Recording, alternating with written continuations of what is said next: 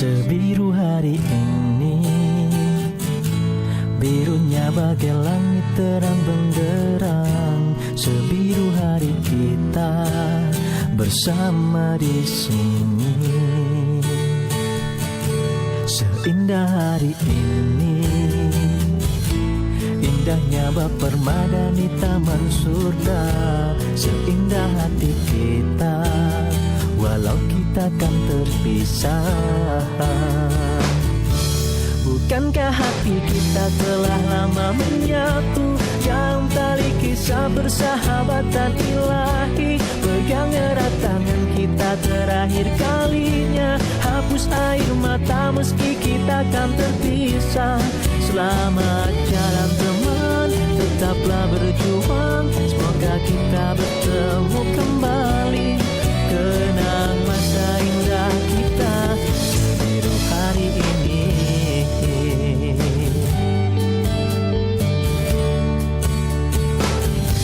Seindah hari ini, seindah hati kita, indahnya bak permada di taman surga. Seindah hati kita, walau kita kan terpisah.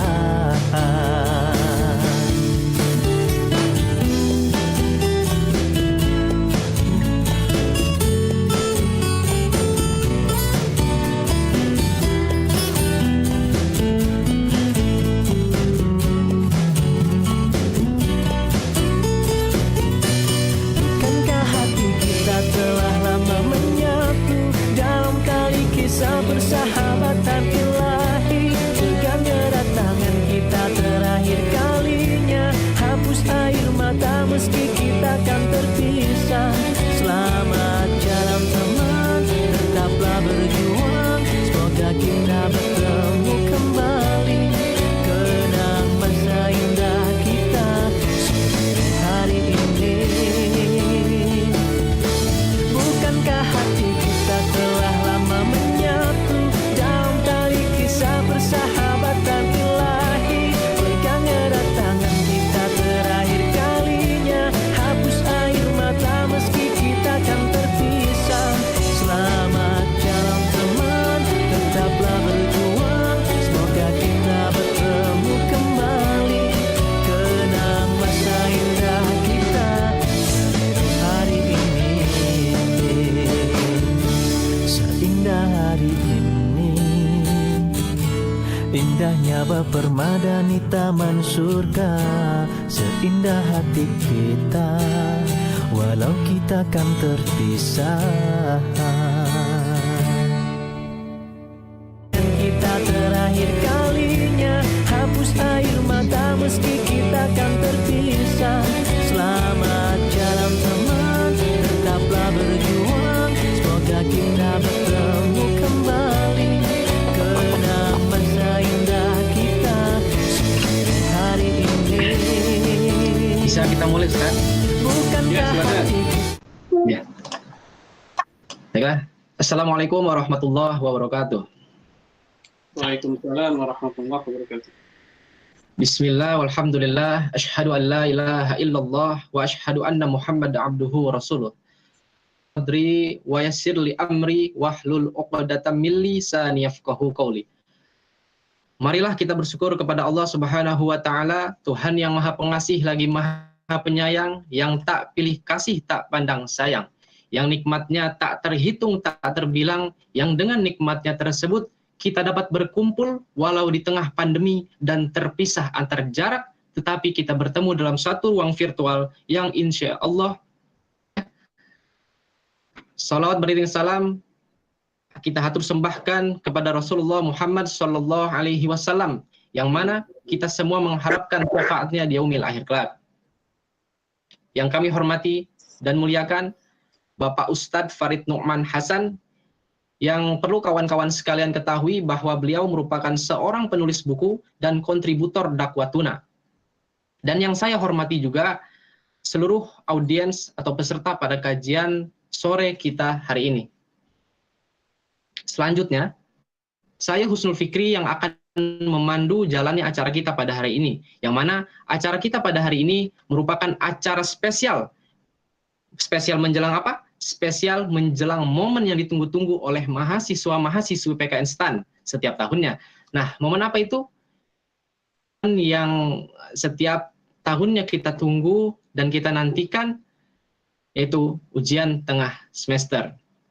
Nah, oleh karenanya, kajian ini bertemakan dengan mengambil daripada kebutuhan kita pada saat ini, yaitu belajar bagaimana ulama memanfaatkan waktu.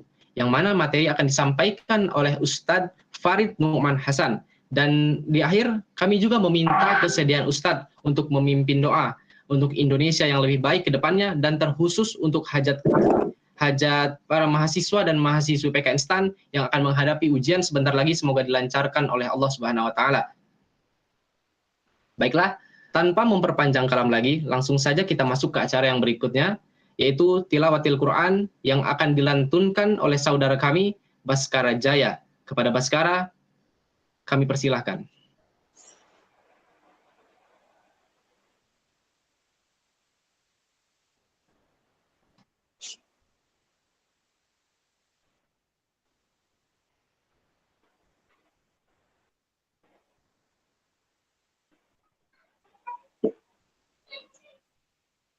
Kepada Baskara, apakah sudah hadir atau belum?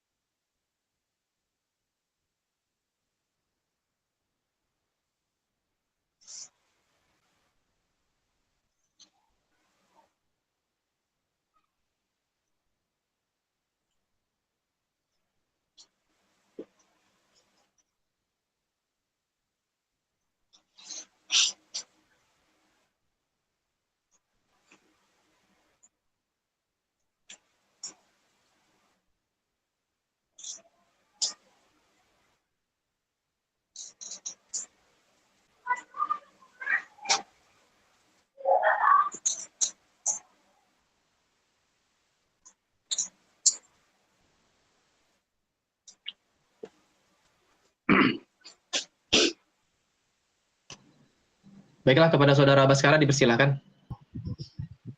Assalamualaikum warahmatullahi wabarakatuh. Waalaikumsalam warahmatullahi wabarakatuh.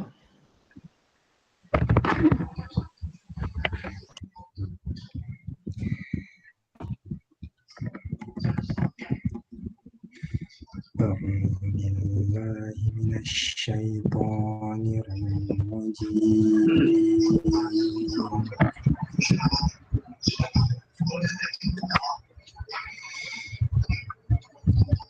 Bismillahirrahmanirrahim.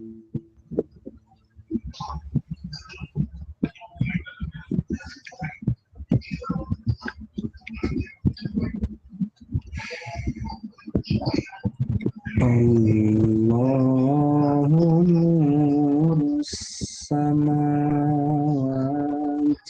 wal ardi mathalu nurihi kamishkat fiha misbah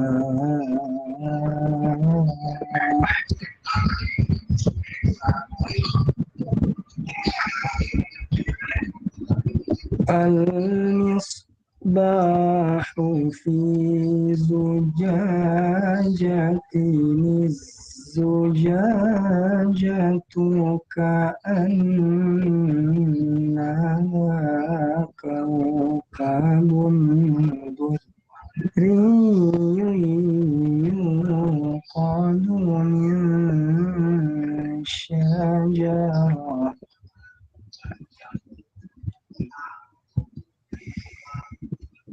يوقد من شجرة مباركة زيتونة لا شرقية ولا غربية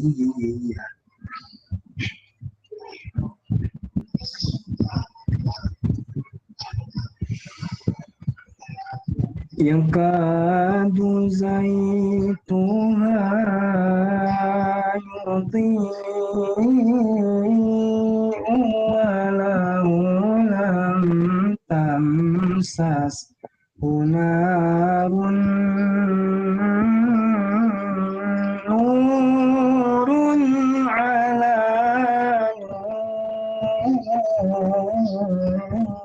نور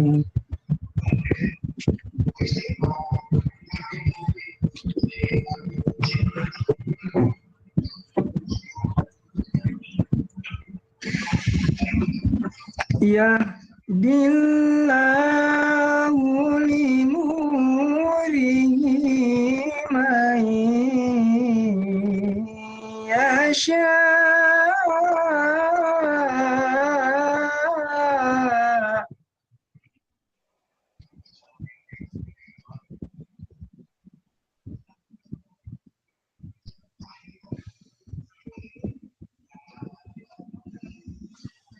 ويضرب الله الأمثال للناس والله بكل شيء عليم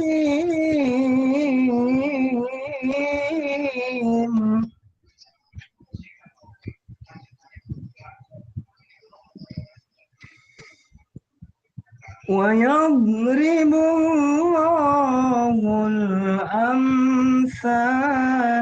للناس والله بكل شيء عليم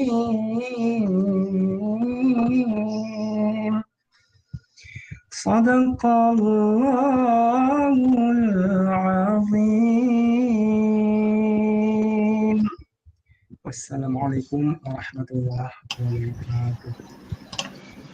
Waalaikumsalam. Waalaikumsalam warahmatullahi wabarakatuh. Sadaqallahul azim, sadaqallahul azim, sadaqallahul azim. Terima kasih kepada Baskara Jaya yang telah melantunkan ayat suci Al-Quran, dan semoga baik yang membaca maupun yang mendengar mendapatkan pahala dari Allah Subhanahu wa taala. Amin. Nah, jadi kawan-kawan, sedikit bercerita bahwa banyak sekali contoh baik para kalangan ulama atau kalangan biasa yang dapat memanfaatkan waktu secara maksimal dan efisien.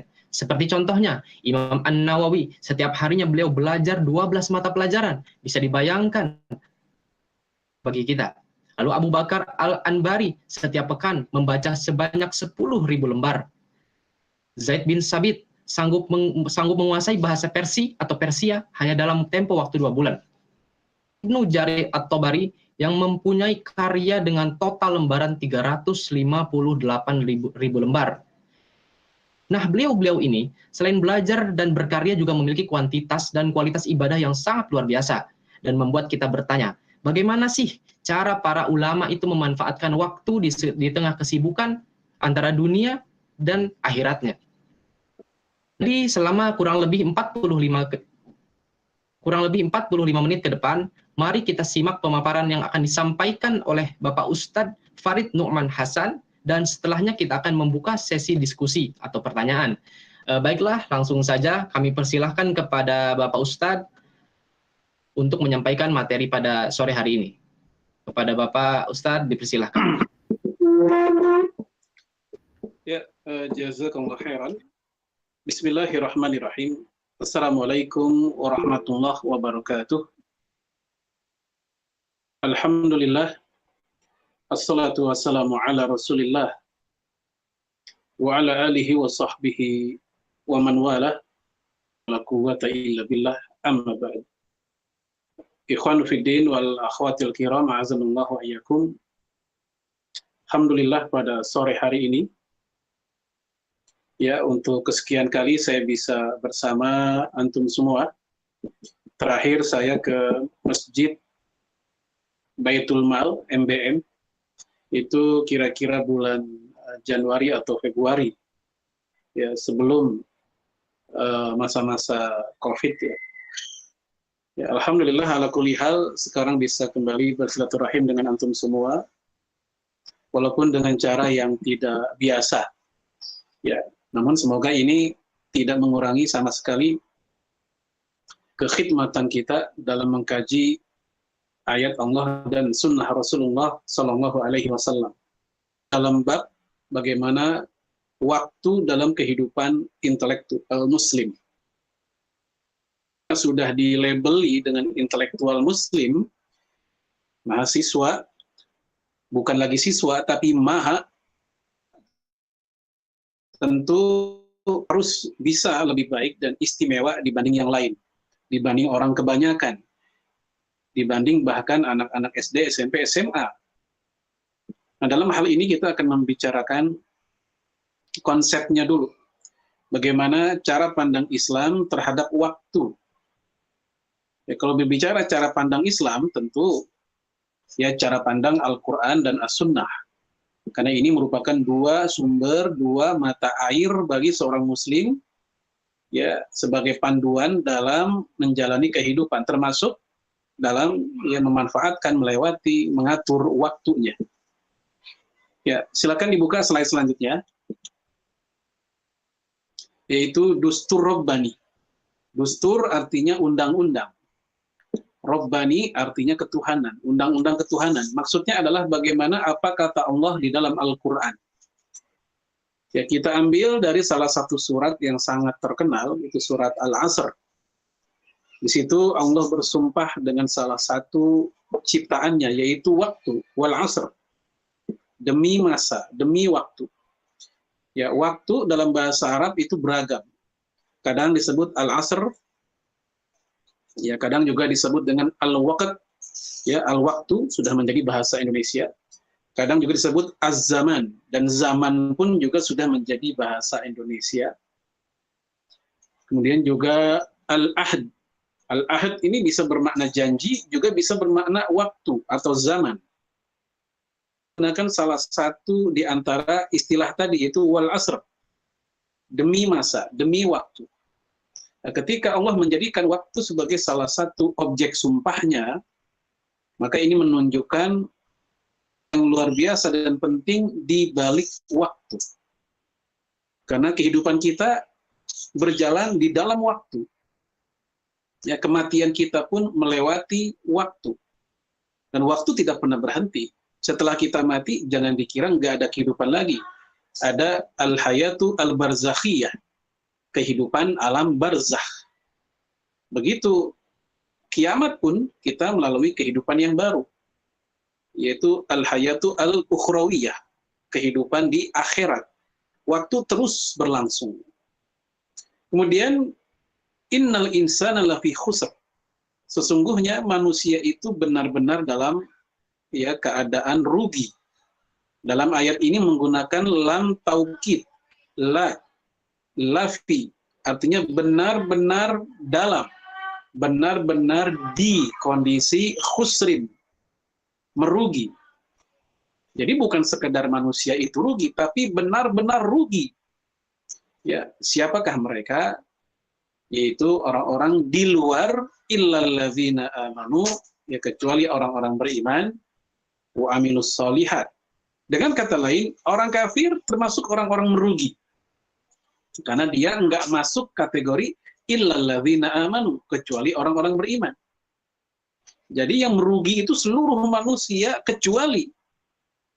Kemudian wa amilus solihat, orang beramal soleh. Amal yang tidak soleh, ya, amal yang tolehat, amal yang rusak, yang jahat, yang buruk, itu pun juga nggak termasuk kategori ya zona di luar kerugian manusia. Kemudian watawasau bil haq, termasuk keluar dari zona kerugian adalah mereka yang saling nasihat menasihati dalam kebenaran, watawasau bis sabr. Dan juga orang yang saling memberikan nasihat, saling tausiah dalam kesabaran. Nah, jadi ada 4 hal yang bisa mengeluarkan manusia dari zona benar-benar rugi mereka. Pertama, iman. Yang kedua, amal soleh.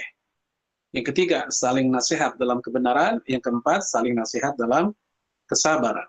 Maka ikhwan, akhwat fillah, kalau kita ingin keluar dari area ruginya dunia, area ya menyesalnya hidup di dunia, maka masuklah ke dalam ya orang-orang yang dikecualikan ini, yaitu orang beriman, beramal soleh, dan saling menasihati. Apakah ini saja?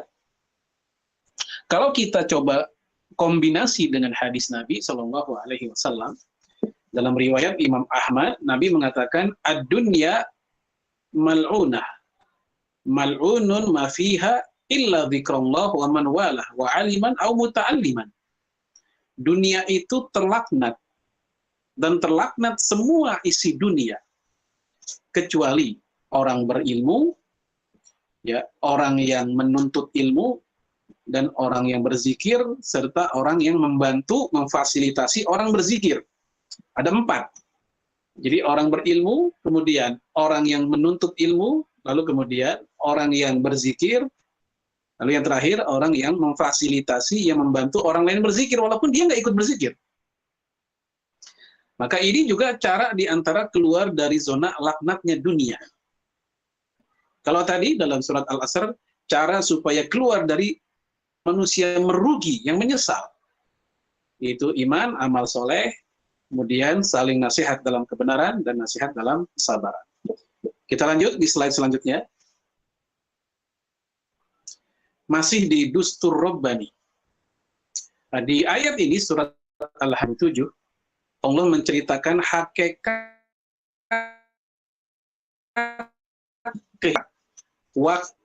ya, di mana waktu akhirat itu yang abadi itu ternyata jika dikonversi ke ukuran dunia, maka dunia ini hanyalah titik saja. Oleh karena itu Allah berfirman bahwasanya wa inna yawman 'inda rabbik, sesungguhnya sehari Tuhan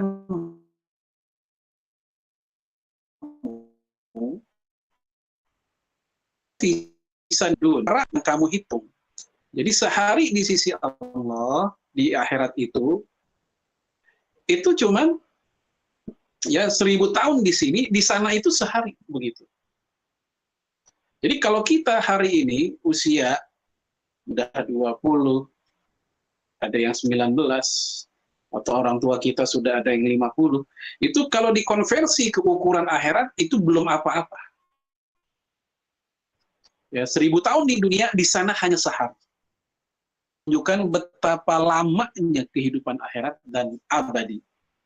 Oleh karena itu, Allah pernah menyindir kaum muslimin yang pernah enggan untuk berangkat perang Tabuk. Jadi Rasul, para sahabat pernah ketika datang perintah perang Tabuk, mereka enggan.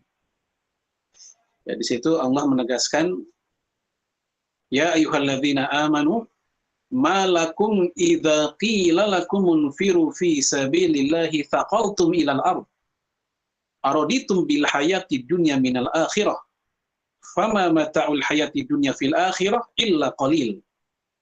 Wahai orang-orang beriman, kenapa sih kalian kalau diperintahkan untuk berjihad fi sabilillah, kalian itu enggan untuk berangkat, kalian ketarik oleh dunia, ketarik oleh bumi, faqaltum ilal ard. Fakol, sakil artinya berat. Jadi ada gravitasi yang menarik mereka ke bumi, ilal ardi, ke bumi. Ya, jadi jauh sebelum Newton ya menemukan istilah gravitasi bumi, bumi itu punya gaya tarik. Al-Quran sudah ngasih tahu bahwa manusia itu ketarik oleh bumi. Saqaltum ilal ard. Pun bertanya, araditum bil hayati dunya minal akhirah. Apakah kalian lebih cinta dengan dunia dibanding akhirat? Fama mata'ul hayati dunya fil akhirah illa qalil. Padahal perbandingan ya antara dunia dengan akhirat itu qalil, sangat sedikit. Saking sedikitnya dalam hadis Bukhari, Rasulullah memberikan perbandingan. Komparasi antara kehidupan dunia dengan akhirat. Yaitu kata Rasul, celupkan jarimu ke air laut. Air yang menetes dari ujung jari, itulah dunia. Tapi air laut, itulah akhirat. Jadi betapa tidak ada harganya satu titik yang keluar dari tetesan jari kita dengan air laut. Seandainya satu tetesan di jari kita itu dibandingkan dengan air segelas saja, ya gelas-gelas yang cangkir kecil misalnya, itu saja satu tetes nggak ada apa-apanya dibanding air segelas. Apalagi dibanding air sebanyak lautan. Ini merupakan perumpamaan yang sangat dahsyat dalam Al-Quran, dalam hadis Nabi, dalam hadis Bukhari. Untuk kita mudah mengerti, saking begitu cepatnya waktu di dunia dan kenikmatan-kenikmatannya. Ya, buat orang-orang yang sudah berumur, mereka sudah melalui masa-masa mudanya, dan mereka baru sadar bahwa ternyata masa-masa menikmati hura-hura dunia telah berlalu. Usia mereka sudah 50, 60, sudah nggak ada lagi alasan. Ya, kalau masih anak muda, orang masih bilang, lah anak muda biarin. Tapi udah 50, 60, udah nggak ada alasan lagi untuk hura-hura, foya-foya. Nah, berarti jika satu hari adalah 24 jam, hari di akhirat itu 1000 tahun di dunia. Maka 24 jam di akhirat, ya alias 1000 tahun di dunia, maka 1 jam di akhirat di dunia hanya 41 tahun saja. Ya, misal usia kita udah 41, 42. Di akhirat baru 1 jam. Ya, usia kita baru 21. Di akhirat baru 30 menit. Sementara usia manusia rata-rata hari ini di dunia antara 60 sampai 70 maksimal. Ada 80, ada 90, ada 100 bahkan lebih, tapi sangat sedikit. Dibanding umumnya miliaran manusia rata-rata usianya 60-70. Ada yang wafat 20, 30, 40, 50, tapi biasanya maksimal antara 60-70. Berarti 60-70 itu, kalau dikonversi ke tadi, ya waktu akhirat, itu di akhirat hanya 3 atau 1 jam setengah saja. Ya, 1 jam setengah aja, nggak lama. Maka sangat merugi ketika ada orang yang hidup di dunia, sangat mati-matian mengejar sesuatu yang tidak bisa dibawa mati. Yang bisa dibawa mati adalah amal soleh, ilmu yang bermanfaat, sedekah jariah, doa anak yang solehnya. Itu yang bisa dibawa mati sebagai bekal. Dia kira rumahnya bisa dibawa mati, dia kira motornya bisa dibawa mati, dia kira kendaraannya bisa dibawa mati. Sebagaimana keyakinan sebagian orang materialis, dikubur pun sampai-sampai mobilnya ikut dikubur. Ya, paling nggak ada manfaat. Ya. Baik, masuk ke slide selanjutnya. Sekarang kita lihat Dustur Nabawi. Ya, Dustur Nabawi, undang-undang kenabian. Maksudnya hadis Nabi Shallallahu Alaihi Wasallam. Ya, an Ibni Abbas radhiyallahu anhuma, dari Ibnu Abbas, semoga Allah meridhai keduanya, yaitu Ibnu Abbas dan ayahnya.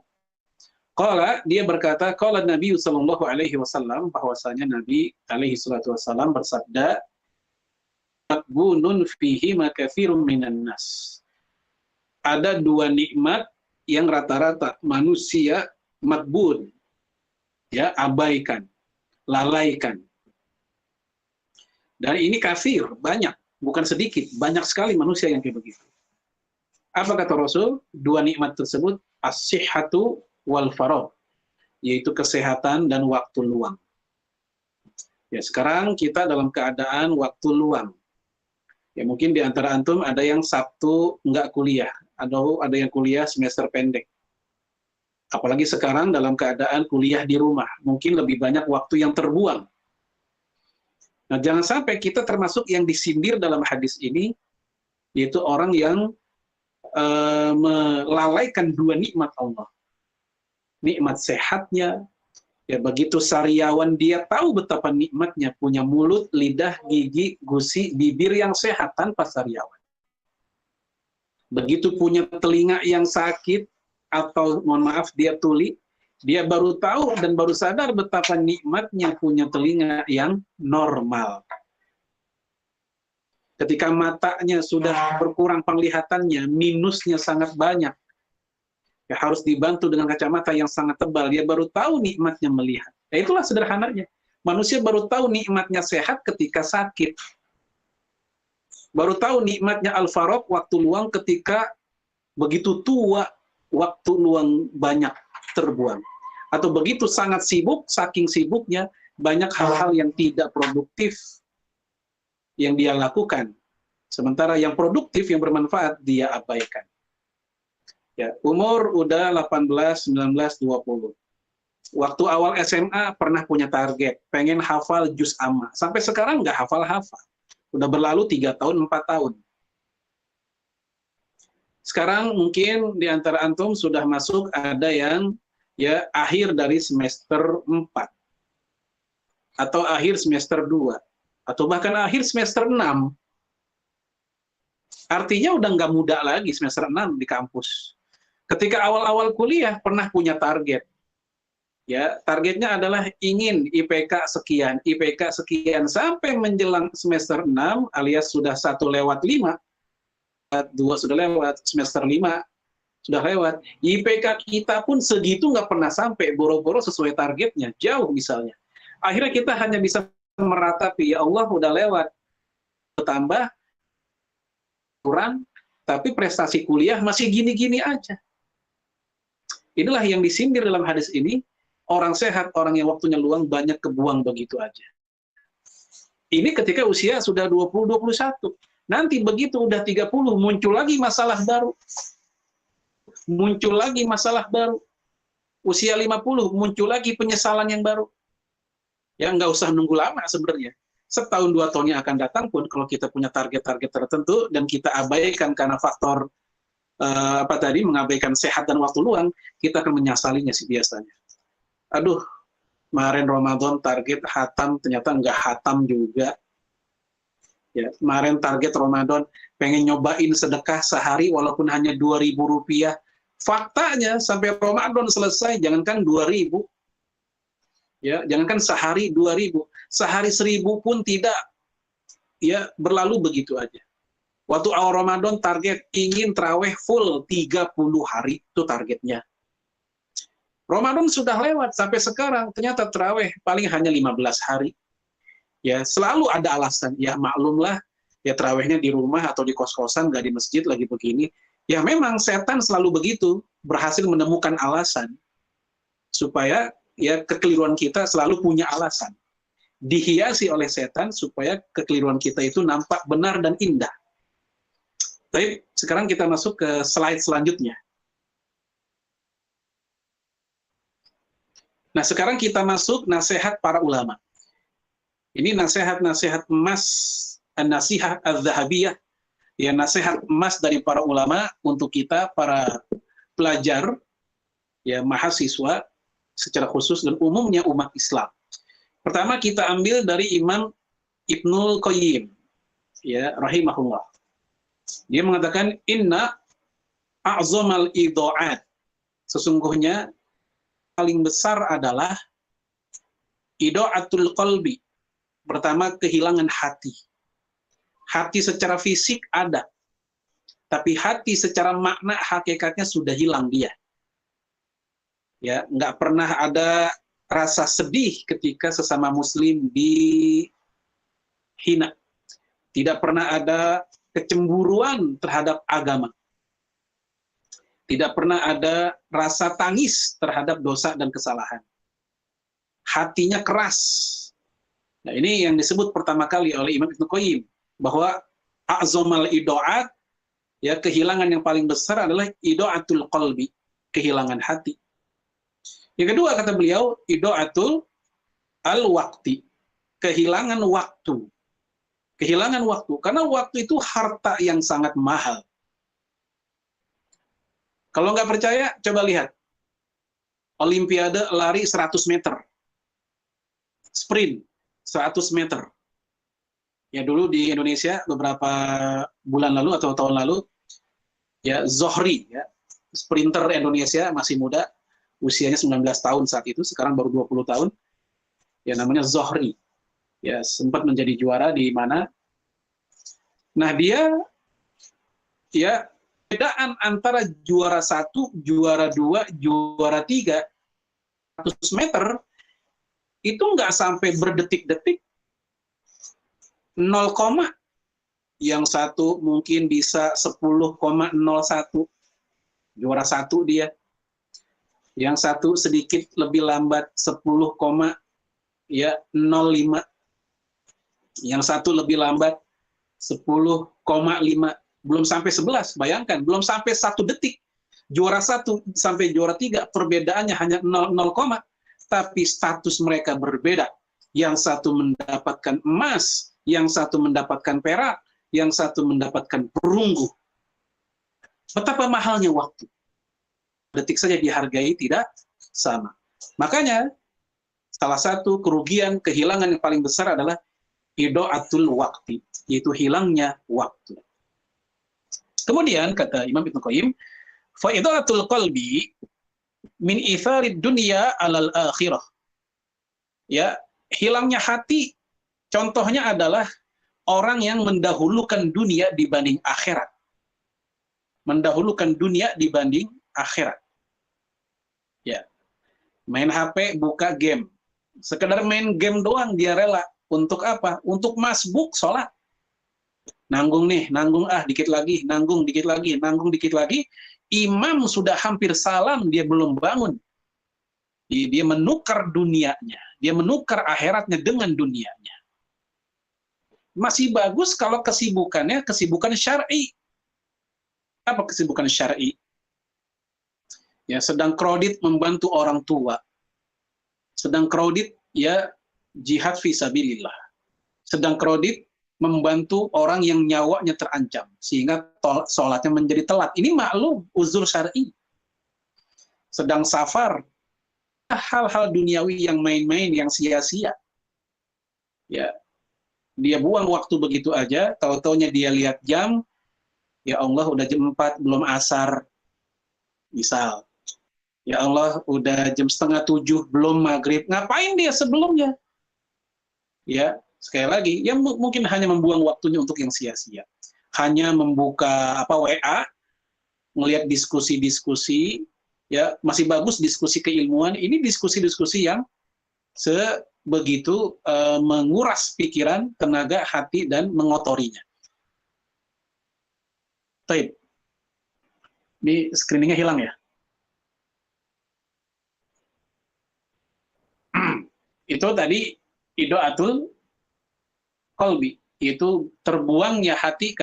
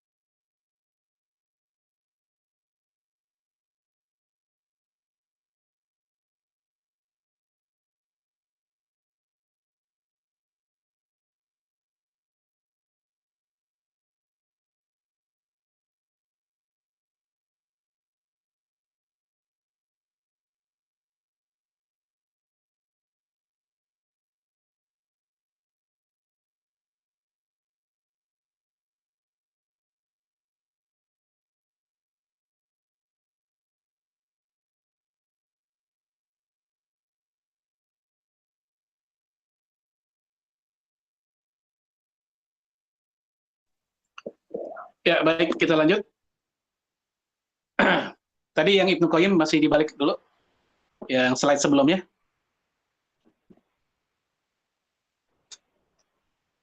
Ya, di situ Ibnu Qayyim melanjutkan wa idaatul waqti min tulil amal.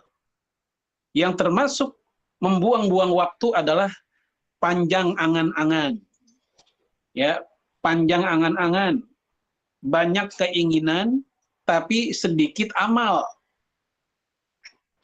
Aduh, coba itu motor Ninja 250 RR punya saya, panjang angan-angan.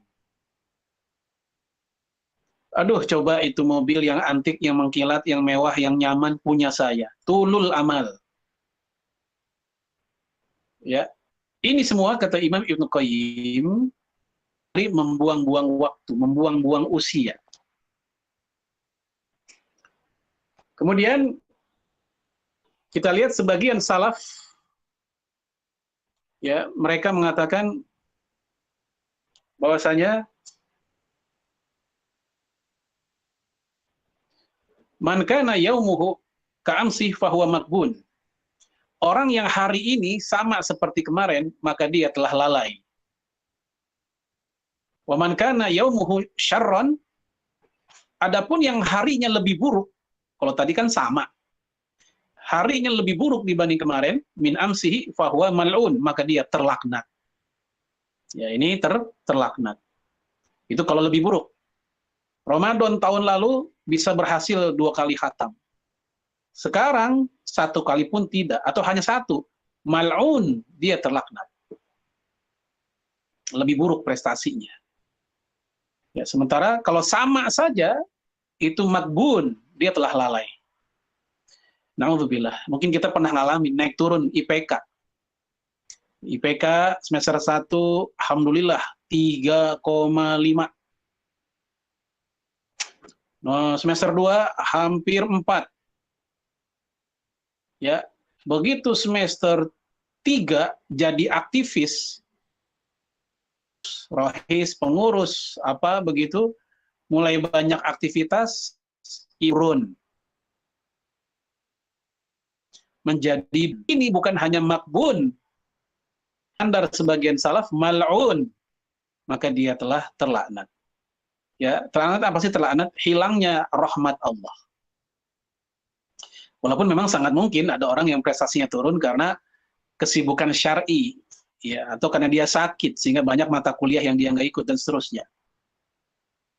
Ya, 2,4, 2,5, 2,75 masih mending lah. Walaupun nggak cum laude, minimal jangan kemelut. Ya, ya, masuk lagi ke slide selanjutnya. Ini dari Hasan Al-Basri. Ya, dari Hasan Al-Basri. Ya Ibnu Adam, wahai anak Adam, innama anta ayyam. Kalian ini adalah kumpulan hari-hari. Jadi kehidupan manusia adalah kumpulan hari-hari. Ya, kullama dhahaba yaumun dhahaba ba'duk. Maka ketika harimu hilang 1 hari, harimu telah lewat 1 hari, maka kehidupanmu sebagian juga telah hilang. Jadi, ikhwan akhwat fillah, nanti malam nih, ya, nanti malam, maka 1 fragmen kehidupan kita sudah selesai. Besok malam, 1 fragmen lagi kehidupan kita telah selesai. Terus begitu. Jadi hakikatnya berlalunya hari-hari, berlalunya hidup kita. Ya, kalau antum beli bensin 2 liter, kepake ya 1 cc, 2 cc, 3 cc hingga habis. Ya, hakikatnya begitu dipakai bukannya bertambah banyak tapi hampir selesai ya bensin tersebut. Itulah jatah hidup kita. Berlalu 1 hari maka hilang kehidupan kita 1 hari. Ini nasihat Hasan Al-Basri. Yaqulu ahadus syu'ara. Salah satu penyair berkata, "Inna lanafrahu bil ayami nuqatti'uha." Kita ya begitu senang ya dengan hari-hari yang telah kita lalui, yang telah kita potong-potong, nuqatti'uha, yang telah kita potong-potong dengan aktivitas. Sehari, sepekan, 2 pekan, sebulan, 3 bulan, setahun, ya kita potong-potong. Wa kullu yaumin madha ya juz'un minal umri. Padahal ya waktu atau hari yang telah berlalu itu bagian dari umur kita yang telah berlalu. Habis pelan-pelan umur kita. Sejadi di antara antum ada teman sekolah yang udah meninggal, teman SD, teman SMP, teman SMA, atau teman kuliah, atau teman di rumah. Tua kita, saudara kita, kerabat kita, yang dulu ya ketika lebaran ngumpul bareng, sekarang udah enggak lagi. Ya, maka hari berlalu, juz'un minal umr. Itu salah satu bagian dari umur. Ya. Wa qala syairun akhar, adapun penyair lain mengatakan kulla yaumin yamurru ya'khudhu ya ba'di. Setiap hari itu telah mengambil sebagian umur kita. Kalau hari lewat, ya hari sudah lewat, umur kita lagi diambil hari demi hari. Yurithul qalbi hasratan thumma yamdu. Dan ya hati kita pun ya apa namanya merugi, menyesal, atau kita lalui begitu saja. Kemudian Umar bin Khattab, ya Umar bin Khattab berkata, ini la akrahu an aro ahadakum, saya nggak suka melihat kalian ya subahillula, ai farigo, nganggur. Ya, kata Umar begitu. Saya nggak suka melihat kalian nganggur. La fi umuri dunia, baik nganggur urusan dunia, wala fi umuri akhirah, baik urusan akhirat. Jadi nganggur dunianya dunia akhirat. Dunia nggak ngapa-ngapain, tidak ada hal yang produktif dia lakukan, akhirat pun tidak ada. Ya, masih bagus dia ada aktivitas dunia. Dunia pun juga tidak. Apa kerjaannya? Tidur. Apa kerjaannya? Gosip buat yang perempuan. Apa kerjaannya? Ya, ngeliatin status-status orang, dipretelin satu-satu. Yang lucu di-like. Ya. Yang aneh-aneh di-like. Udah itu aja kerjaannya. Tidak ada kerjaan yang produktif. Nah, kata Umar bin Khattab, saya benci orang-orang seperti ini. Urusan dunia dia nganggur, urusan akhirat dia nganggur. Belajar enggak, dia nganggur dari belajar. Bantu orang tua enggak, dia nganggur dari bantu orang tua. Ya, dan seterusnya. Sementara ulama lain mengatakan, ya Hasan al-Banna rahimahullah, bahwasanya al-wajibat akfaru minal awqat. Waktu yang kita miliki dengan kewajiban yang kita miliki, ya kewajiban itu lebih banyak dibanding waktu yang ada. Seolah-olah waktu sehari 24 jam seperti kurang. Karena kewajiban kita begitu banyak, apalagi bagi aktivis. Maka fa'awin ghairaka 'alal intifa'i biwaqtihi wa in kana laka, ya, kalau kalian melihat seperti itu, maka bantulah ya orang itu, saudaramu itu, untuk memanfaatkan waktunya. Walaupun engkau sendiri memiliki kesibukan. Ya, walaupun kita sendiri memiliki kesibukan, maka bantulah dia untuk menyelesaikan permasalahannya atau pekerjaannya. Tapi itu nasihat-nasihat dari para ulama kita. Lanjut, slide selanjutnya.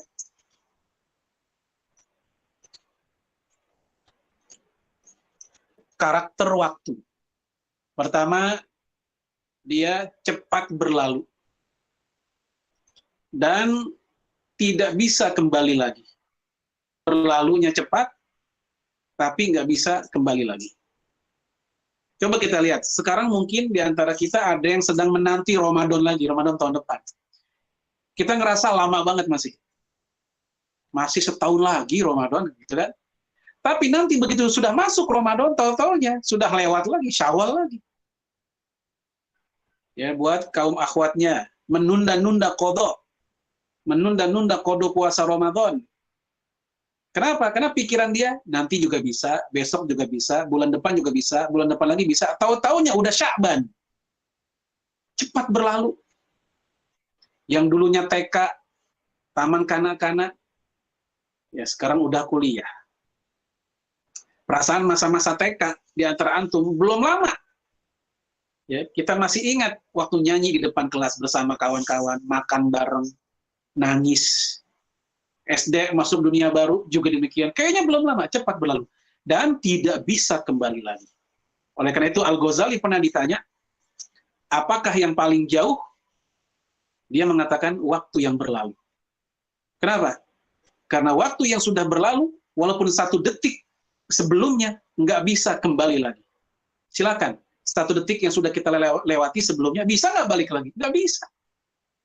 Tapi 1000 tahun yang akan datang, masih bisa ketemu lagi 1000 tahun, walaupun lama. Tetapi 1 detik, hanya 1 detik, kalau udah berlalu, dia nggak lagi ketemu lagi dengan kita. Berlalu begitu saja. Nggak bisa balik lagi. Ya, yang paling terjadi adalah penyesalan. Kemudian mahal harganya. Tadi kita udah ambil sampel tentang sprint. Ya, orang yang sprint 100 meter. Hanya beda berapa detik, sudah beda kedudukan. Dan waktu itu karakternya bisa membawa bahagia, kalau dimanfaatkan dengan baik, dan juga bisa membawa celaka, tergantung manusianya. Oleh karena itu, ya, Hasan al-Banna rahimahullah, dia mengatakan, al-waktu huwal hayah. Waktu itu kehidupan. Ya, bagaimana yang menjalani, begitulah kehidupannya. Ali bin Abi Thalib mengatakan, al-waktu kasaif. Waktu itu bagaikan pedang. Ya, yang namanya pedang, kalau bisa mengendalikan, bisa maininnya, dia bisa bermanfaat. Akan membuat si pelakunya menang gilang gemilang. Tapi pedang, kalau nggak bisa dikendalikan oleh yang megang, dia akan membunuh dirinya sendiri. Atau membunuh orang lain yang tidak berhak untuk dibunuh. Itu bahayanya pedang kalau nggak dipegang secara hak. Waktu manusia juga begitu. Itulah yang dikatakan Ali, al-waktu kasaif. Waktu bagaikan pedang. Baik. Kemudian para ulama kita pun memberikan contoh yang luar biasa dalam masalah menggunakan waktu. Ya, Imam Bukhari, ya, beliau pernah hanya untuk mengejar 1 hadis. Jadi bukan sampai 1 bab hadis, 1 hadis doang. Ya, dia rela untuk menghabiskan waktu yang demikian lama hingga berbulan-bulan lamanya 1 hadis. Dia datang ke negeri lain. Dia datang ke beda negara untuk menguber perawi hadis yang katanya memiliki hadis Nabi yang bunyinya seperti apa. Diuber sama dia. Ya, sampai dia ngeluarin biaya yang cukup banyak hanya untuk memastikan sebuah hadis Nabi SAW, hadis itu sahih atau tidak. Nah, kalau kita sekarang udah enak. Hadis dengan googling doang atau Play Store udah banyak kumpul. Zaman dulu para ulama kita seperti itu kerja kerasnya. Dan ketika sudah berhasil dikumpulkan, mereka wariskan ke murid-muridnya hingga sampai ke tangan kita. Ya, kemudian, ya, di antara ulama kita yang lain seperti Imam Abu Hanifah. Beliau 30 tahun lamanya sholat subuh hanya menggunakan wudhu sholat isya. Berarti 30 tahun dia tidak tidur malam. Karena kalau tidur malam, maka wudhu isyanya batal. 30 tahun.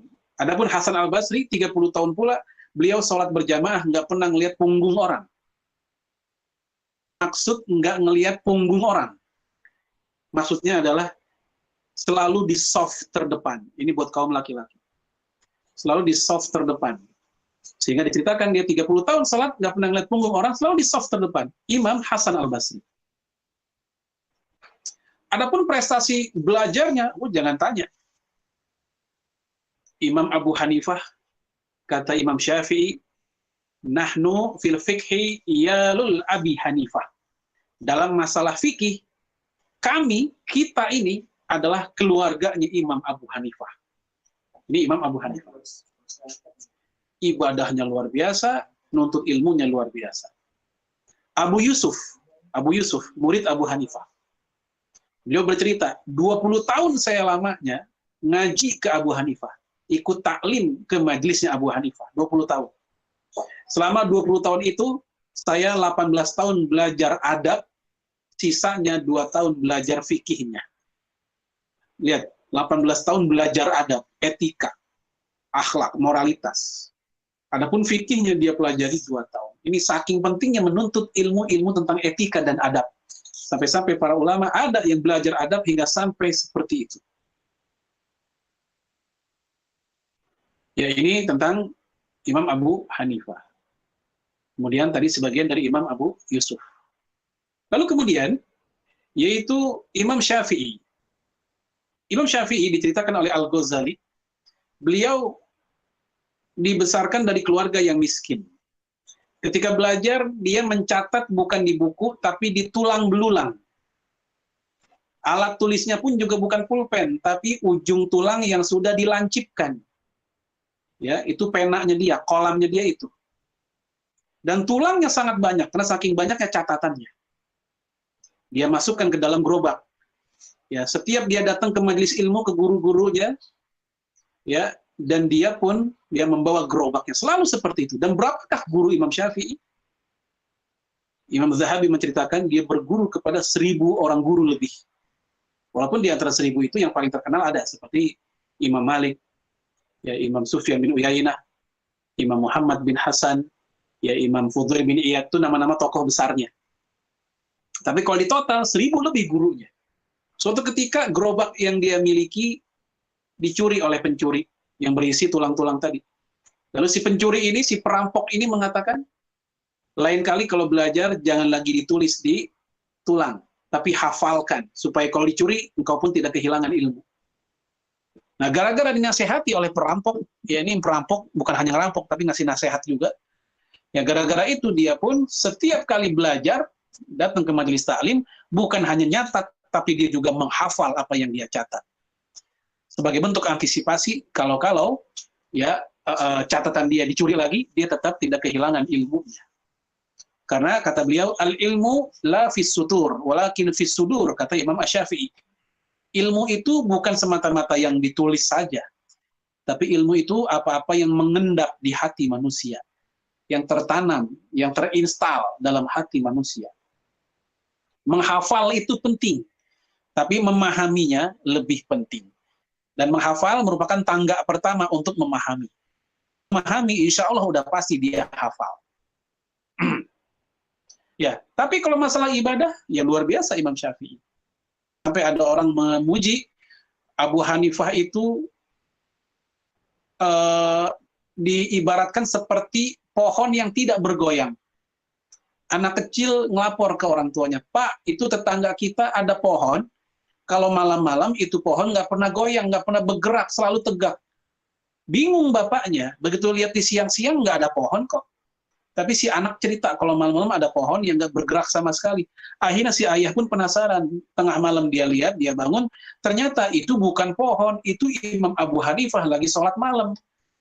Saking panjangnya dia berdiri dan panjang baca surat, dia berdiri nggak goyang-goyang. Dia berdiri nggak turun-turun, seolah-olah seperti dalam pandangan si anak tadi, pohon yang tidak pernah bergoyang atau bergerak begitu. Baik. Nah, kalau kita lihat dalam sirah Rasulullah ya diceritakan oleh sebagian sahabat membagi waktunya sepertiga. Sepertiga untuk dirinya dan Allah. Maksudnya apa? Ya untuk sholatnya, untuk baca Qur'annya, untuk munajatnya, untuk khalwatnya bersama Allah. Sepertiga untuk Allah. Yang kedua, sepertiga untuk dirinya dan keluarga. Ada waktu untuk keluarga. Kalau Rasul, karena udah berumah tangga, ya ada waktu untuk istrinya, untuk anaknya, ada waktu. Yang ketiga, ada waktu untuk dirinya dan masyarakat. Ada waktu untuk ngumpul bersama para sahabat, mengajar para sahabat, menyelesaikan masalah para sahabat, menyelesaikan urusan negara, menyelesaikan urusan antar negara. Itu cara Rasulullah membagi waktunya. Sepertiga buat dirinya dengan Allah, sepertiga untuk dirinya dengan keluarganya, dan sepertiga untuk dirinya dan masyarakatnya. Nah, kita konteksnya sebagai mahasiswa, ini gimana? Ya, bisa sebenarnya kita mengikuti cara Rasulullah. Diri kita, sepertiga untuk diri kita bersama Allah. Ya, ba'da subuh, ya barang 10 menit, apalagi buat antum yang ngekos sama kampus nggak terlalu jauh. Bel kampus mungkin bunyi 7:30, masih cukup panjang waktunya dengan subuh.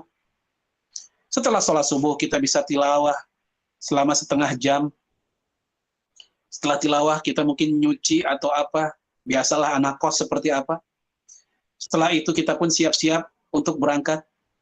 Ya. Kemudian setelah kita kuliah selesai, anggaplah ba'da zuhur, masuk ada kuliah lagi jam 1, setengah 2, kita masih bisa untuk tilawah walaupun 10 menit. Ya, jadi ada waktu untuk kita bersama Allah. Sepertiga untuk bersama Allah. Nah, sepertiga ya untuk keluarga. Nah, untuk buat kita yang dalam keadaan jauh dari keluarga, anak kos. Versi sepertiga untuk siapa? Yaitu untuk ya kawan-kawan kita yang satu apa istilahnya organisasi.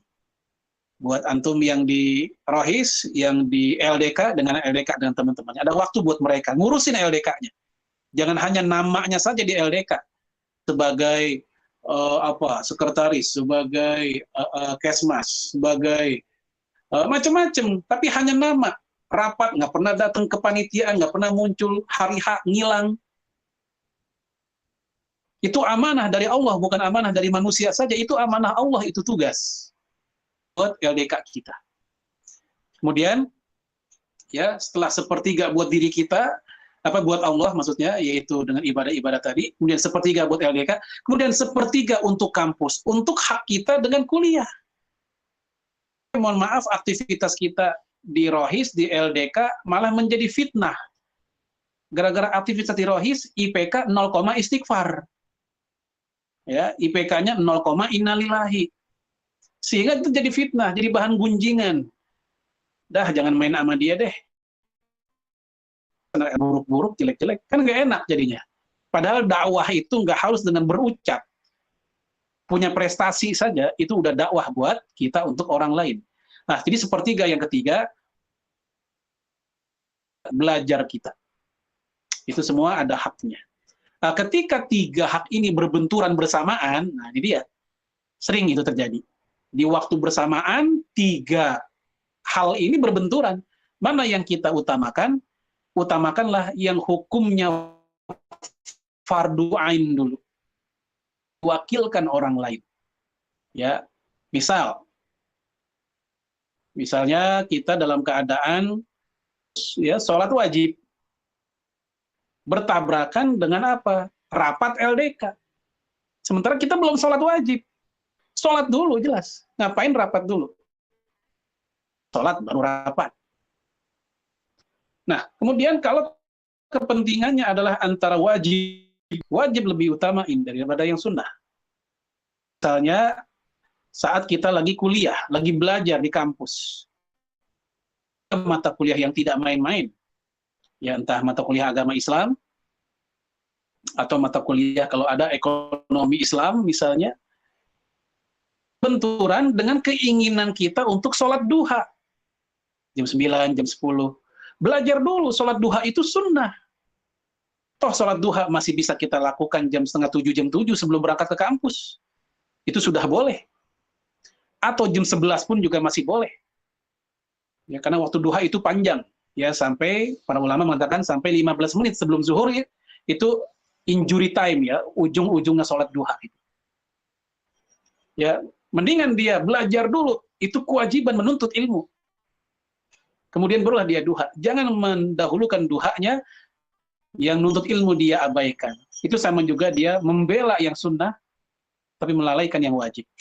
Oleh karena itu Imam Syafi'i ditanya, Anda lebih suka mana? Anak muda yang sedang megang buku dan pulpen, pena, dengan anak muda yang sedang sholat tahajud. Kata Imam Syafi'i, aku lebih suka dengan anak muda yang sedang megang pulpen dan pena. Kenapa?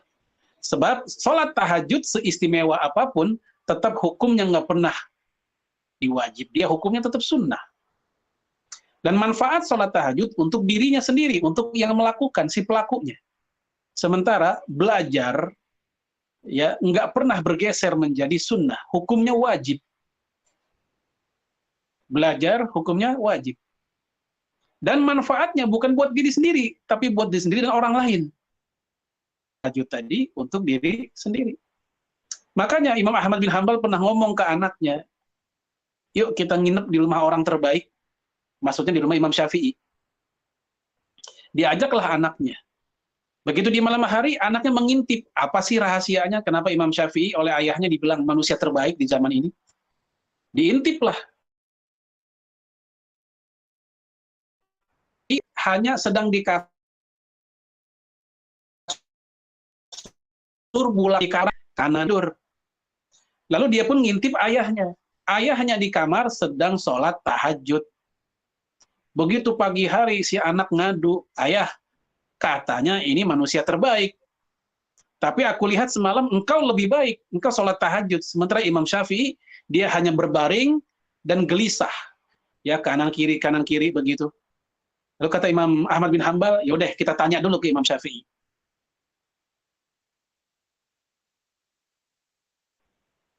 Ahmad, saat saya mau nanya, aku kan semalam. Syafi'i, iya, semalam saya sulit tidur. Kenapa? Karena dia sedang, ya karena saya memikirkan 400 pertanyaan jamaah yang harus saya jawab hari ini. Jadi dia itu nggak tidur bukannya karena nggak tidur gelisah apa, kelaparan atau apa, banyak nyamuk, gerah, bukan.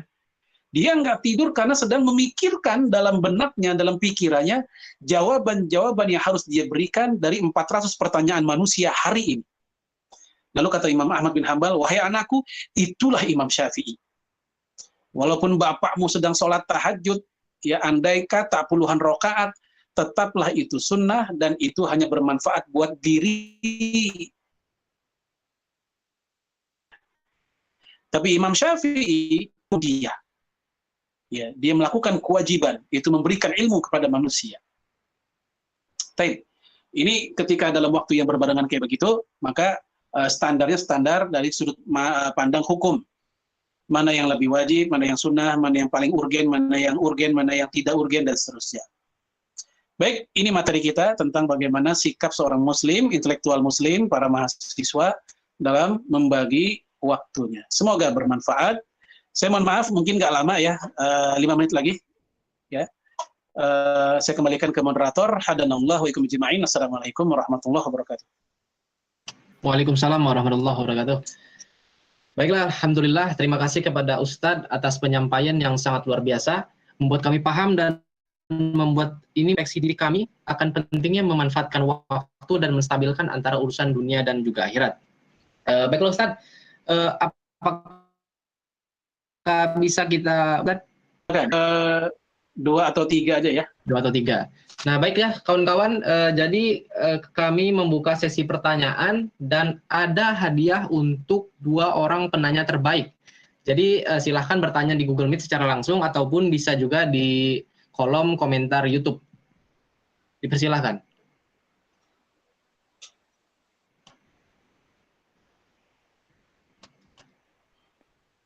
Assalamualaikum Ustaz. Waalaikumsalam warahmatullahi wabarakatuh. Izin bertanya, perkenalkan nama saya Syarif Hidayah. Izin bertanya berkaitan dengan hadis yang kalau kita tidak sesuai dengan yang dikecualikan dalam surat Al-Asr, maka termasuk orang yang merugi dan orang yang kalau hari ini lebih buruk daripada hari kemarin adalah orang yang celaka. Padahal sebagai manusia kita kadang imannya naik, kadang turun. Kadang semangat ibadah, kadang enggak. Jadi dalam hal seperti itu bagaimana? Kemudian terkait dengan mengisi waktu agar tidak menjadi orang yang merugi, adakah batasan-batasan yang bisa kita ambil, misalkan berapa lama kita yang diperbolehkan untuk nge-game atau nonton atau snacking dan sebagainya, Ustaz. Terima kasih. Ya, jazakallah khairan. Ya, ini pertanyaan anak muda nih. Ya, jadi begini, fluktuasi semangat, ya, semangat belajar, semangat ibadah, itu manusiawi. Semua orang mengalami itu. Ya, dan bukan hanya kita, para sahabat Nabi pun mengalami. Bila bercerita, kami para sahabat Nabi, kalau sedang dalam keadaan lemah, futur, malas, kami pun melakukan hal-hal yang batil. Sia-sia, belum tentu berdosa. Melakukan hal-hal yang batil. Para sahabat Nabi ada yang adu kuat angkat batu. Para sahabat Nabi ada juga yang bercanda sambil menutup mata. Salah satu sahabatnya bernama Zahir. Jadi mereka pun juga mengalami hal-hal seperti itu. Ya, seperti itu. Jadi kalau kita nanyanya tentang berapa lama, tidak ada takaran yang pasti. Kembali ke diri kita masing-masing. Ya, kita harus jujur di titik apakah kesia-siaan yang kita lakukan sudah berlebihan. Ya, kalau kita ngerasa, ya Allah ini saya main game udah berlebihan banget nih. Main game terus, udah berlebihan memang kalau seharian. Ya, kalau sekedar, ya anggaplah setengah jam saja, kemudian kita 23 jam lebih hal yang positif, tidur juga untuk hal yang bermanfaat, dan seterusnya, maka ini nggak ada masalah. Wallahu a'lam.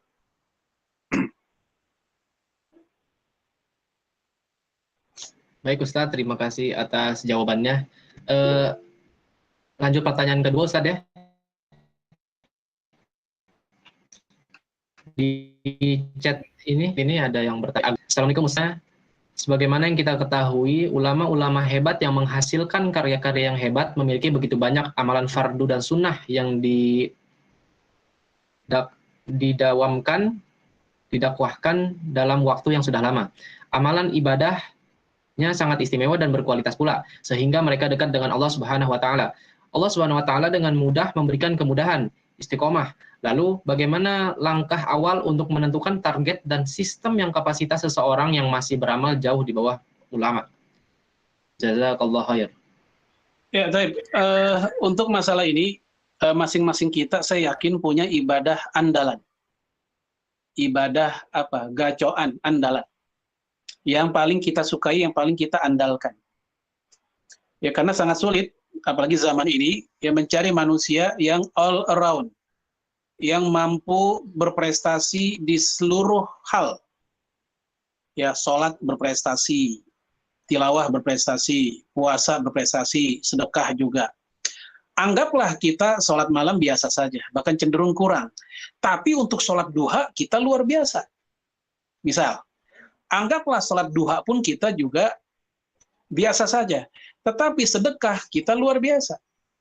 Anggaplah sedekah pun kita juga biasa saja. Tetapi ya dalam interaksi sosial dengan kawan-kawan kita ini termasuk yang paling supel dalam bergaul misalnya. Kita ngambil hal-hal yang kosong pada orang lain, kita isinya di situ. Ya, pelan-pelan, sedikit-sedikit, ringan-ringan. Sejauh yang kita bisa ambil. Sejauh yang bisa kita lakukan. Kaidah fikih berbunyi, ma la yudraku kulluh, la yudraku jalluh. Yang ideal kalau nggak bisa kita laksanakan semuanya, maka seadanya aja, semampunya kita mulai lakukan. Ya, kita mulai pelan-pelan dari sisi apa? Misalnya kita ingin di hadapan Allah sebagai ahlud duha. Ya, orang yang sangat rajin sholat duha. Kita kejar di situ dulu. Ya, ketika itu sudah menjadi habit, sudah jadi kebiasaan, tanpa harus disuruh, kita sudah melakukan, kita bikin habit yang baru. Apa habit yang baru? Ya, murah senyum dengan orang lain. Ya, selama ini orang sering ngeritik kita, senyumnya jarang misalnya. Kita belajar untuk murah senyum. Walaupun sedikit demi sedikit, asal rutin, itu sangat dicintai oleh agama. Dalam hadis Sahih Muslim, Nabi mengatakan, karena ahabud dini ma dawama sahibuhu alaihi wa in qalla. Perbuatan yang paling dicintai oleh agama adalah dawam, yang rutin, ya, walaupun sedikit. Jadi walaupun sedikit, ya, tapi rutin terus-menerus, itu yang paling dicintai oleh agama. Walaupun anggaplah sedekah kita cuma 1.000 rupiah, ya, tapi rutin itu lebih baik. Walaupun tahajud kita hanya 2 rakaat, tapi rutin seminggu sekali dalam seharinya misalnya, ya, minggu depan begitu lagi, itu lebih baik. Dan seterusnya. Jadi sedikit, asal rutin, itu yang bisa kita mulai. Dan cari di antara semua aktivitas itu, ya, yang paling mungkin kita lakukan. Ya. Terima kasih Ustadz atas jawabannya. Satu lagi bisa kira-kira Ustadz ya? Untuk ya, satu aja. Oke. Ini dari random aja. Oh, dia tidak mau disebutkan namanya. Assalamualaikum Ustadz, ingin bertanya bagaimana jika kita adalah tipe yang tidak terlalu cepat dalam belajar sehingga 8 jam terasa kurang untuk belajar. Lalu jika mengambil waktu dari pembagian lainnya, saya jadi merasa bersalah. Gitu Ustadz. Ya. Baik, jazakallahu khairan.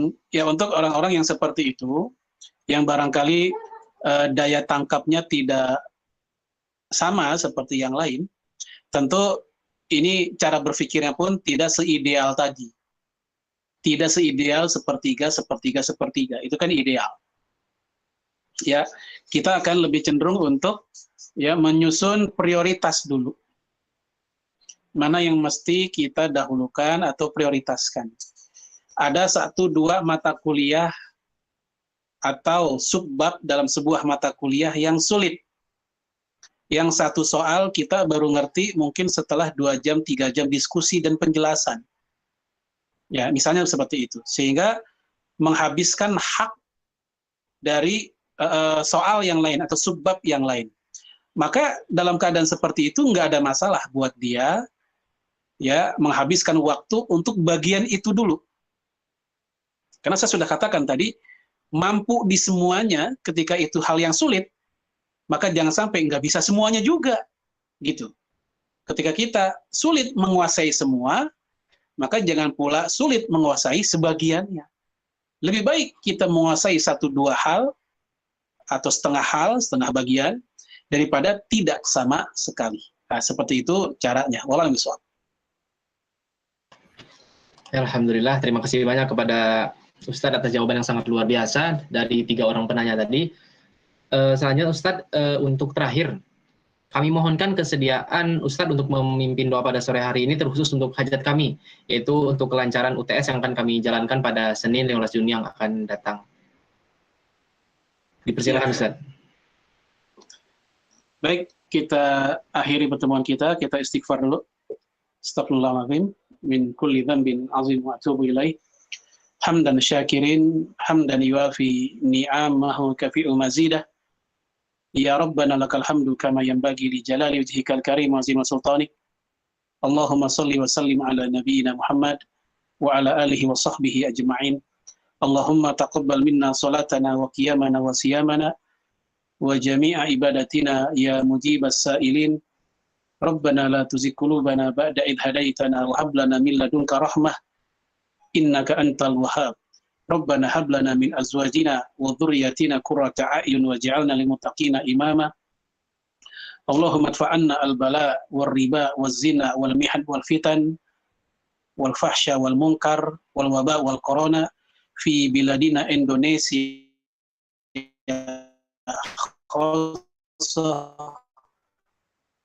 Allahumma yassir umurana ya Allah fi imtihanina UTS ya Allah. Allahumma yassir umurana ya Allah fi imtihanina UTS ya Allah ya Rabbal Alamin. Allahumma ighfir lil muslimina wal muslimat wal mu'minina wal mu'minat al ahya'i minhum wal amwat innaka sami'un qaribun mujibud da'wat ya qadiyal hajat. Rabbi ighfir lana wa liwalidina warhamhum kama rabbawna shighara. Rabbana atina fid dunya hasanah wa fil akhirati hasanah wa qina adzabannar. Wa sallallahu ala nabiyyina Muhammadin wa ala alihi wa sahbihi wa sallam.